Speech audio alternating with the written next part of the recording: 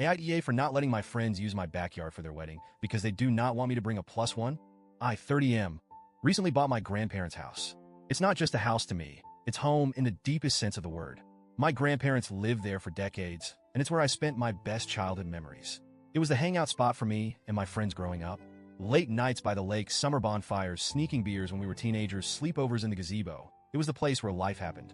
One of my closest friends, Dave, 31M, was practically raised at that house too. He and I met in elementary school, and we've been inseparable ever since. We were the kind of friends who finished each other's sentences, knew each other's family drama inside and out, and even had a secret handshake well into our teenage years. Dave has been with Kim, 29F, for almost a decade. They're that couple that always seemed meant to be, the kind where people just knew they'd get married eventually. When I told them I was buying the house, they were ecstatic. Not just because they knew how much it meant to me, but because they asked if they could have their wedding there. Now, this house is gorgeous. It has a huge backyard, a lake, and a stunning gazebo that my grandfather built himself. When Dave and Kim asked if they could have their wedding ceremony at the gazebo, I immediately said yes. I was honored. It felt like a full-circle moment. Two of my closest friends getting married at the place where we grew up together. I didn't hesitate for a second. At the time, I was in a relationship with my girlfriend, Leslie, 30F. We had been together for 4 years, and things were serious. So serious that she and I were actually planning to buy the house together. We had talked about our future there, imagined raising kids in the same backyard where I grew up, and even discussed renovations. But then, during the process of securing financing for the house, I uncovered something I never saw coming. Leslie was drowning in debt. I'm not talking about a little credit card debt or a car loan. I'm talking a mountain of financial disaster that she had kept secret from me for 4 years. Credit cards maxed out, personal loans stacked on top of each other, tens of thousands of dollars gone, with no explanation for where it all went. I was completely blindsided. I felt betrayed. It wasn't even just about the debt. It was the fact that she had lied about it for our entire relationship. She let me plan a future with her under completely false pretenses. When I confronted her, she cried, begged me not to leave, promised she'd fix it. But I just couldn't do it. I couldn't stay with someone who could keep something that huge from me for so long. So I ended things. That was 6 months ago. Here's where things get messy, eh? I met Leslie through Kim because they're cousins. Kim and Dave were the ones who introduced us. And at first, it was great. We all got along, we double dated all the time, and I honestly thought Leslie was the one. So, obviously, the breakup caused a lot of tension. Leslie did not handle it well. She was convinced we'd get back together.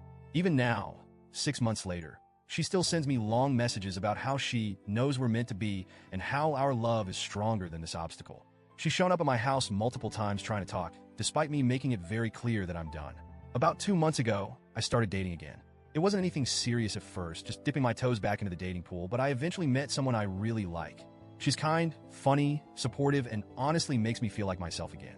For the first time in a long time, I felt genuinely happy with someone new. Then last week, Dave and Kim invited me over for dinner. I thought it was just a casual hangout, but it quickly became clear that they had something specific to talk about. That's when they hit me with this. We need you to not bring a date to the wedding. At first, I thought they were joking. I literally laughed.